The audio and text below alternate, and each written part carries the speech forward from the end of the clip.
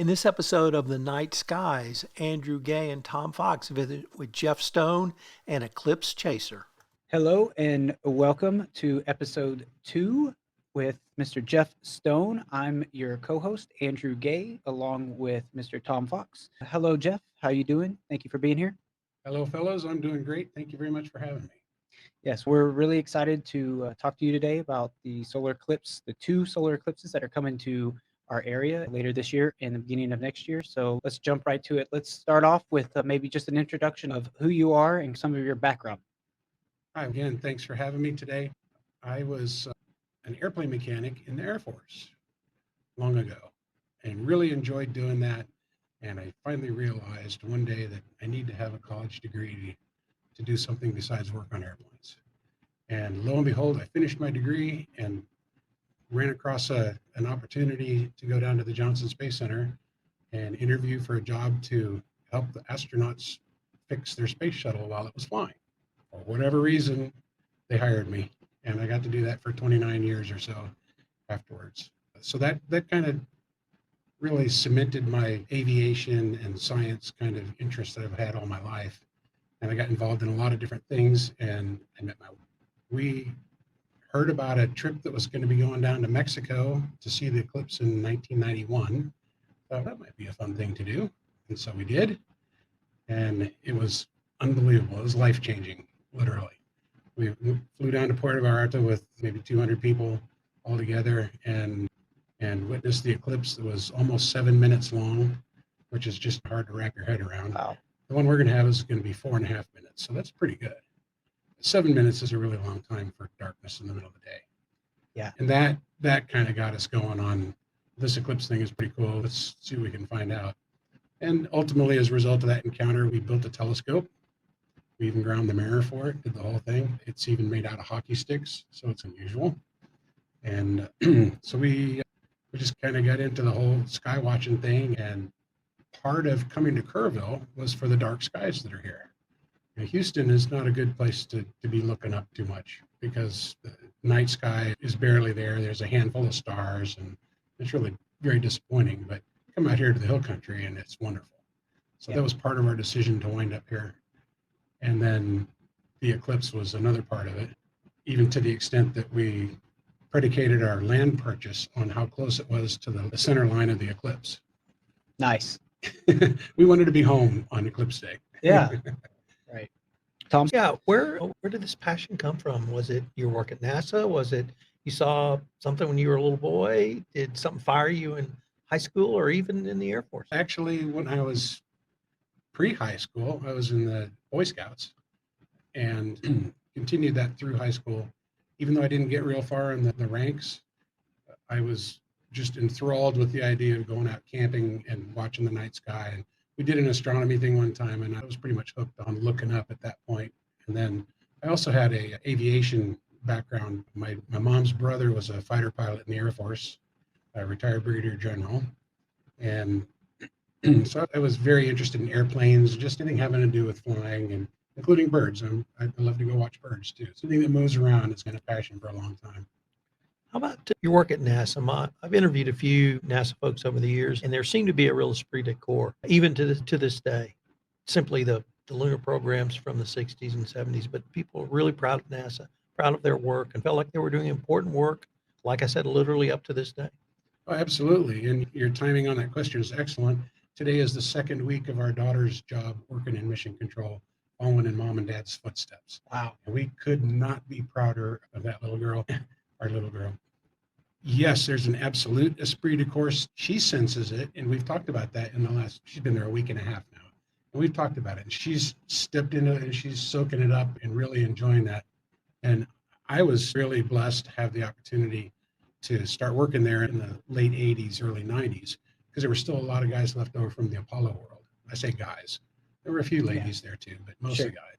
The opportunity to work with those people and see what they did, how what they did matters to them.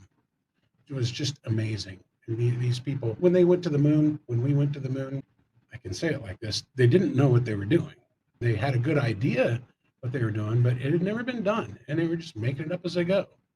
And to have the kind of confidence and smarts and course, resources to be able to do something like that is just a real rare occasion. And I just love talking to the Apollo guys. I got to meet John Young several times, walked on the moon. He fell down on the moon a bunch of times too. His suit got dirtier than any of the rest. Wow. And so to talk with him and work with the engineers and other people that were around there was just absolutely amazing. And it spoiled me terribly.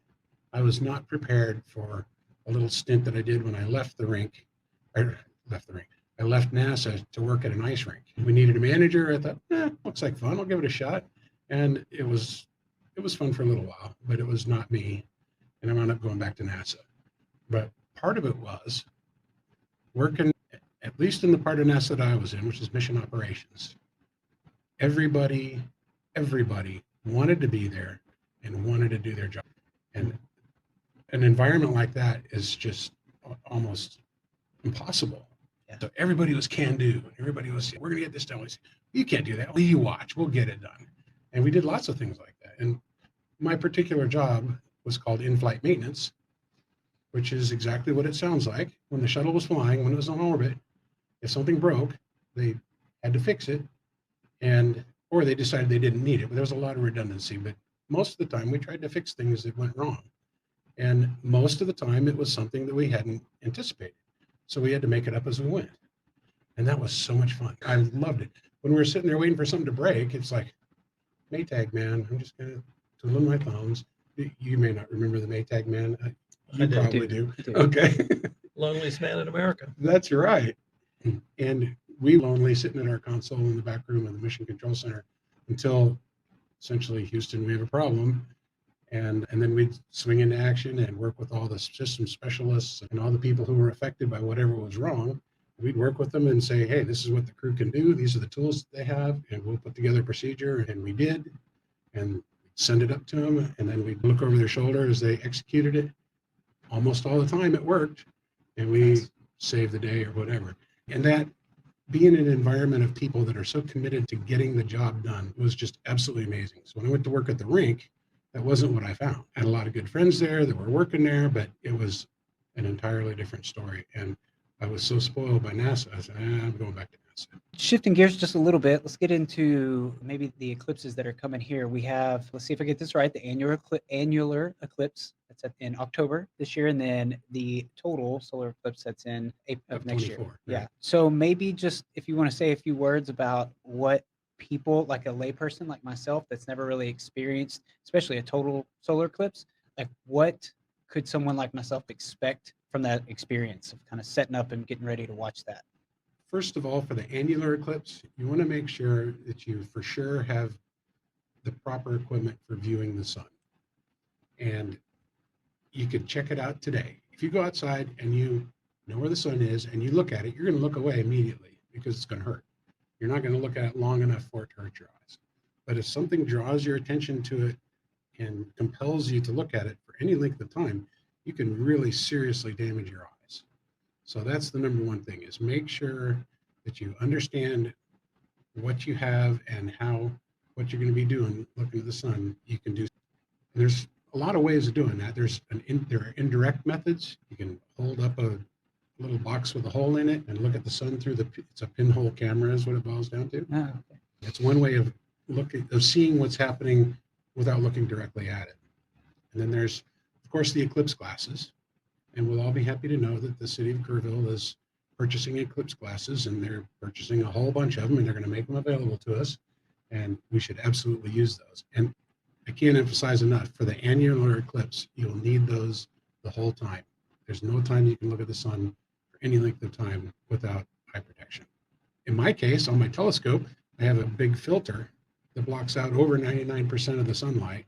Just goes over the end of my telescope, and I can use it just like I'm looking at any other on any given day. And in fact, I'm going to be doing that at some point. I'm going to start taking my telescope out and have it on the sidewalk somewhere in town, and I'll be the goofball over there. What are you doing? Oh, I'm looking at the sun. Why would you want to do that? Been through this a bunch of times.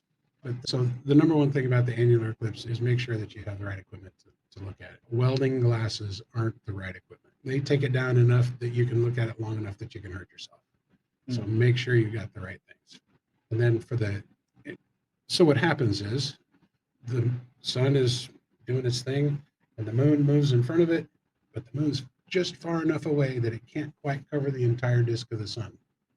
Okay, so it's here, you can't see very much of my hand, but now you see a lot more of it.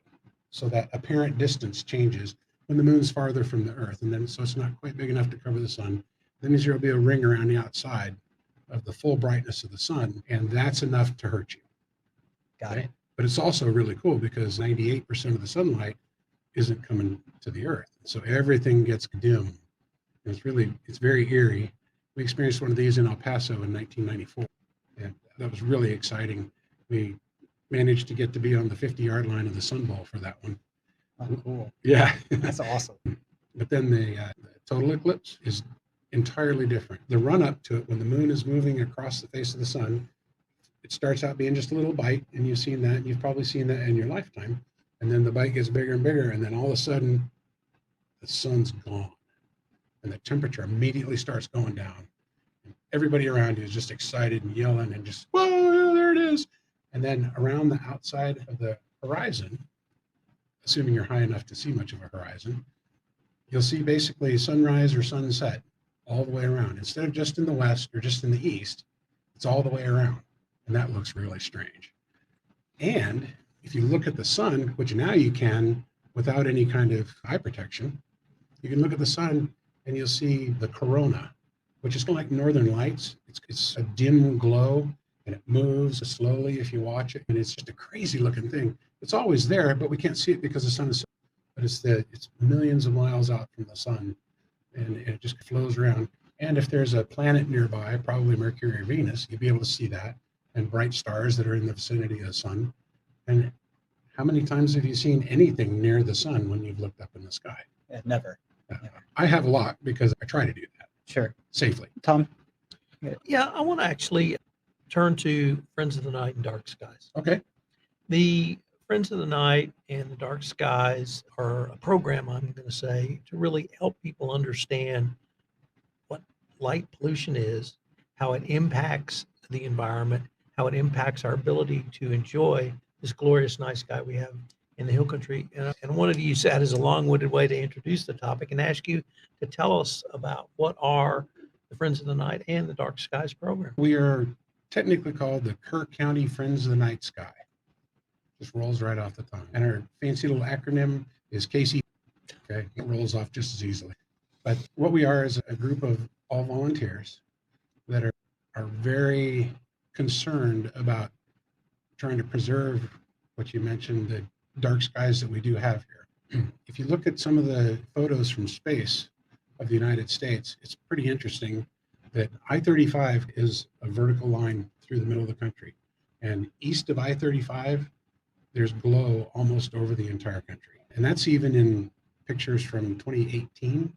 So now, it's not getting any better. It's getting worse. But west of I-35, there's a lot of dark areas. And Kerrville is right on what we're calling the edge of night. And that was the name of an old soap opera, wasn't it? That just hit me. The Edge of Night. The Edge of Night, yeah. They had the Maytag repairman as an ad. Probably. That's great. Anyway, so we still have pretty good dark skies here.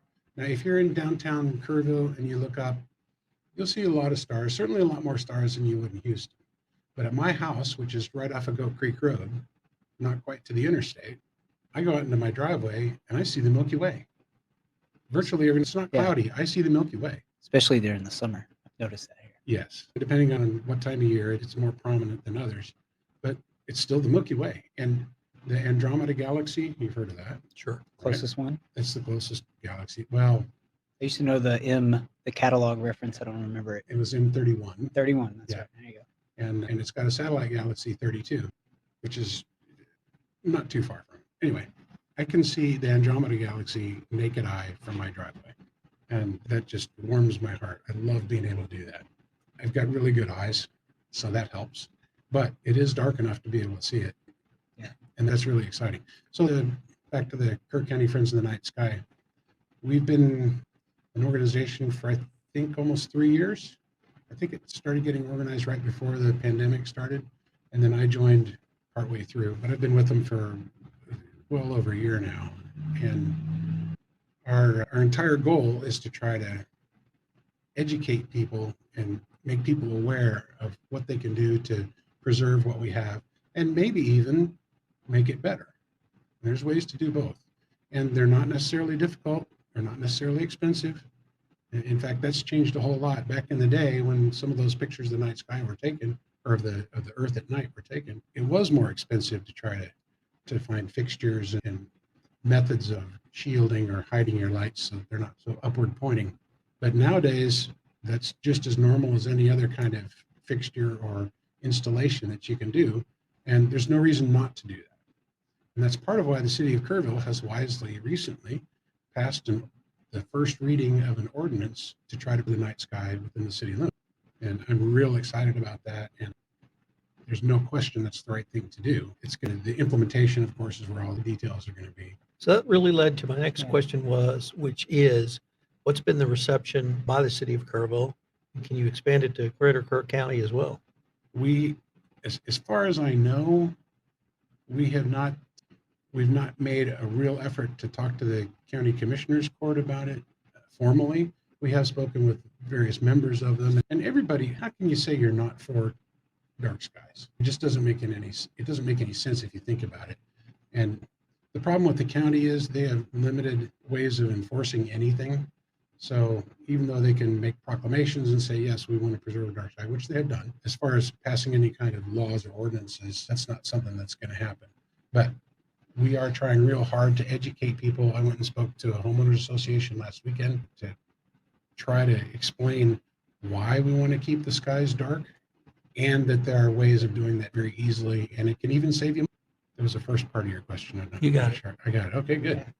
Did you have any other questions you want to build on off of that before I kind of shift gears? I wanted to ask maybe out of your perspective and what you've seen out of your experience with seeing some eclipses in person over the years, what was the response from the local communities? I guess analogies about towns being overrun with a locust type of swarm of people. So I just wanted to see if you could talk a little bit about that and maybe what you've seen out of your personal experience over the years. I've seen 2 total eclipses. The first one was the one in Mexico that I mentioned. And what was kind of interesting about that was I was a locust. Our group got on a bus at our hotel in Puerto Vallarta, and we drove for 4 hours through the countryside to this place that this guy who organized it all, his name is Paul Maley, and he's an amazing person. He's done 75 eclipse trips. Wow. Or thereabouts, yeah. And lots of other kind of adventure vacation things. So he had figured out where the center line was going to be and where the maximum eclipse was going to be and where he thought the best weather was going to be.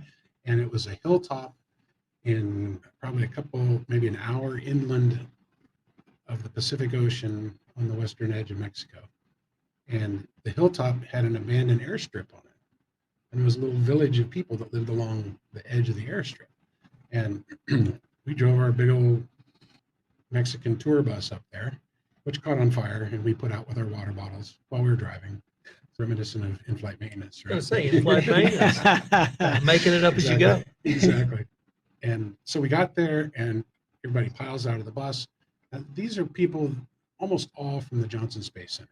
So they're techies, they're nerds. In 1991, and we didn't have cell phones.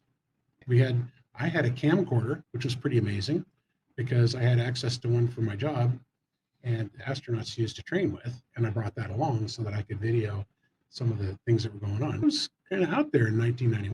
And so all these people are standing around, they're getting their telescopes that they brought to observe and record the thing with and all this, and we're waiting and we're watching, and these high clouds are coming in. Oh man, it's cloudy.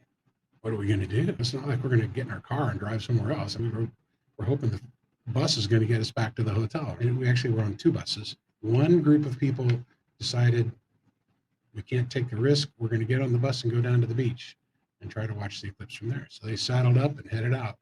And we stayed at the airport.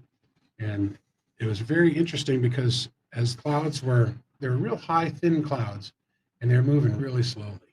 And we had a satellite phone to call back to the weather guys at the Johnson Space Center and get the latest, what's coming down from the satellite views right now for central Mexico. And that was actually just amazing to me. We had the technology to get on a phone. And the thing was this big, Yeah. an antenna sticking out. It was like a World War II walkie-talkie. And so they're talking to them, and I'm thinking, if I could just look and memorize what the sky looks like and close my eyes for a few seconds and then open them again, I could see which way they were going. And I realized I got a video camera right here. I can do 30 seconds of video and then fast forward it and see what's going on. So I did. And sure enough, it looked like they were going to be getting thinner. And as it turns out, they did. And I think it was partially a result of the temperature change of the eclipse happening, because the solar energy changes. Once there's a shadow in front of it, there's a lot less energy, right? So we had these high clouds, and we're looking to the southwest, and all of a sudden you could see the black edge of the shadow. The shadow is like 150 miles across, and the one here is going to be 120 miles across. Okay. We're 60 miles from San Antonio, so the very edge of San Antonio is going to have total eclipse. We're going to be in the middle of it, and then Junction is going to be just inside the western edge, but we're dead center. In fact, my house is 0.97 miles off of the center line, in case you were wondering. And so we, back to Mexico, we see the edge of the shadow ripping towards us, and I had no idea how fast it was going. I've since learned it was moving about 1,500 miles an hour, and this thing just comes. And it was like the movie, I can never remember the name of it, day Judgment, where the ship comes over. I don't know, but Anyway, I get Star it. Wars. The Anyway. cruiser yeah, at the opening of Star Wars. giant Yeah. darkness just everywhere. Yeah, Tom would know that. And around I do. and around the edge, like I said earlier, it was like sunset all the way around. And the kids that were living in the little village over there started screaming and yelling and just being excited. Roosters started crowing. The mosquitoes came out like crazy. Mm. And you could feel the temperature go down immediately. And all the geeky astronomers are over there with their telescopes, and they're looking into their telescopes and watching this thing and taking pictures. I'm looking around just absolutely amazed. I have a video, by the way, on my YouTube channel that they've compiled of all this stuff, which is Okay. really fun to watch. What is your YouTube channel? Do It's, you know the name? Yes. My son likes to make up words, and he declared himself to be Mr. Jurgen. So that made me Jurgen Daddy. So it's JURGENDADY, Jurgen Daddy. Got it. And if you find that, there's a bunch of other videos there, but do Jurgen Daddy Eclipse and you can find it. It's almost 30 minutes, and it's a music video that one of the local guys, again, a bunch of techie guys, Wow. right? We had a meeting after we got back, and he requested any copies of photos or videos or anything anybody had, and took them to his place. And a month later, he was done with this thing, and he'd made a 30-minute music video of the Puerto Vallarta eclipse experience. And it's really cool. It's really bad because there's a lot of this. I Yeah. recorded off of VHS onto digital, so Sure. there's a lot of video noise and everything on it. So that was Mexico experience. There's a lot more detail to it. I remember I exclaimed in utter amazement as the shadow hit us. I looked at my watch and said, they were exactly right on what time it was going to happen. To the second, for where we were standing in Mexico. Somebody predicted that, and I'm still blown away by that. These things are moving through space and spinning, Wow. and somebody knows how to Yeah. figure that out. But they're going to be right on, August 8th, 2024, and also October 14th, 2023. Yeah. It's going to happen right here. Yeah, so I think we're expecting a lot of influx of people Oh, for that. There's that, yes. The city is thinking, and I think I can say this confidently, in the meetings that we've had, talking about a couple of 100,000 people in the Kerrville vicinity. A couple of 100,000 people. No, I know we were just talking about we will not be eating out that day. We'll be No. staying home. And I think a lot of people might be staying home from work. I would expect most people are going to be staying home from work. Ingram ISD has already canceled school for that day. Yeah. If you think about trying to just get that many people in the vicinity of Kerrville, there's not going to be any roads that are passable in any way to reasonably think about it. That's one of the big challenges for emergency management, is making sure they keep lanes open for emergency traffic. Is Yes. that me? No. Okay. Outside. Motorcycle. All right. Yeah. I like motorcycles too. Yeah. But yes, so getting around on Eclipse Day on April 8th, 2024, which is going to be virtually impossible. And I just can't emphasize enough that local people in the area need to have thought about that and be prepared with whatever prescriptions or any other kind of emergency stuff that they have to have. Don't plan on going anywhere on April 8th, 2024 for anything. 'cause Sounds not like gonna it's happen. a kind of a 3-day preparation or a 3-day gig with it. If it's going to be on a Monday, I'm sure That's everybody right. will be rocking and rolling for the weekend. That's right. And the city's got great plans for all kinds of events. They've got 5 venues. Louise Hayes Wow. Park is going to be just overrun with people. We've got some other things planned. And the idea is that if all these people are here, hopefully they'll come in slowly. They'll show up and they'll Sure. nail down their little place and they'll establish where they are. But then the one thing that I've noticed about eclipses is that as soon as they're now, nobody's thinking about hanging out and sticking around. They're thinking about getting on the road and getting home. And when we went to the eclipse in Herman, Missouri in 2017, that was exactly the case. We stayed where we were for several hours, a little bed and breakfast on a hilltop out of the edge of town. And we finally said, okay, maybe it's time, maybe it's safe, we can head home. We couldn't get anywhere near the freeway. Wow. So we headed out down these country roads and took back roads and had some close calls with some trucks. We were in an RV and it was pretty exciting. But we eventually, after I'd say probably 10 or 12 hours, things were starting to get back to normal.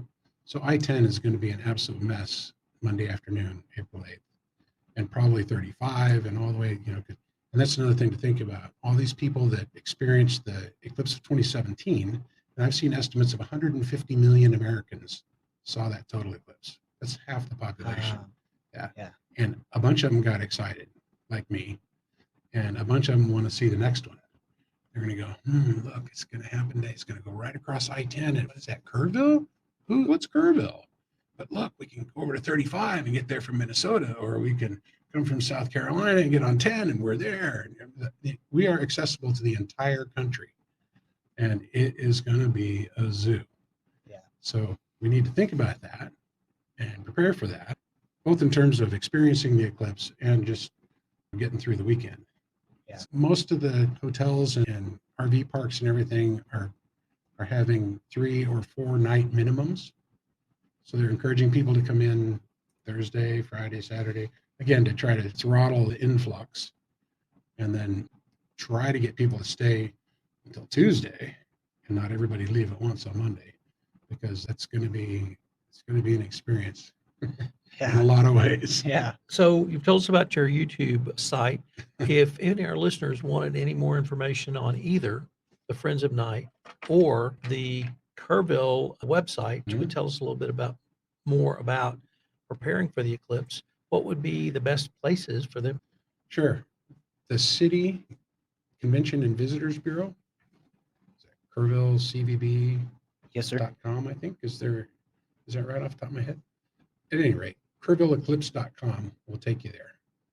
And I believe also KerrvilleEclipse.org, but Kerrville Eclipse for sure, KerrvilleEclipse.com. Take you to the official website. As far as activities and planning, the Facebook page is where we're going to primarily be doing social media stuff.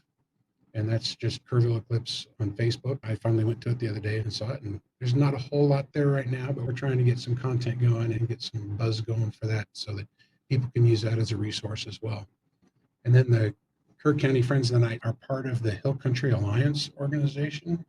And so you can get to us through hillcountryalliance.org. Is that right? And then I should know the name of our website right off the top of my head. And I assume it's Kerr County Friends of the Night Sky. I was going to say, if you just give it a good old Google Or DuckDuckGo. or DuckGo. Yeah. And that was an interesting thing we did after the meeting the other day. Somebody mentioned that Google didn't bring up Kerrville and Eclipse very readily.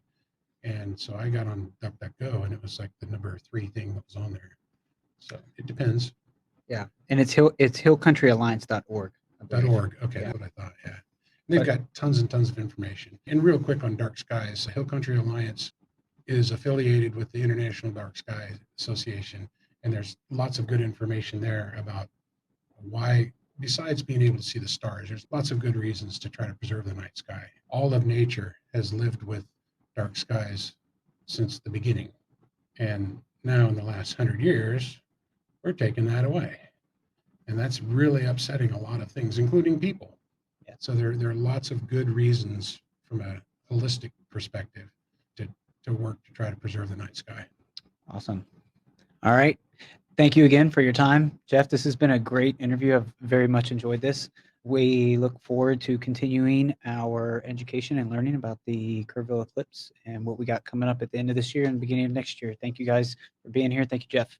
Thank you very much. This is Tom Fox again. Thanks so much for listening to this episode of The Night Sky. I hope you will join Andrew and I again. If you have any interest in eclipse, you have been to an eclipse, or you'd like to visit about the upcoming eclipses, which will occur in Kerrville, Texas, we'd love to have you on our podcast. Please give me an email, shout at tfox@tfoxlaw.com. This is Tom Fox. The Night Sky, a podcast on eclipses coming to Kerrville, is a production of the Texas Hill Country Podcast Network.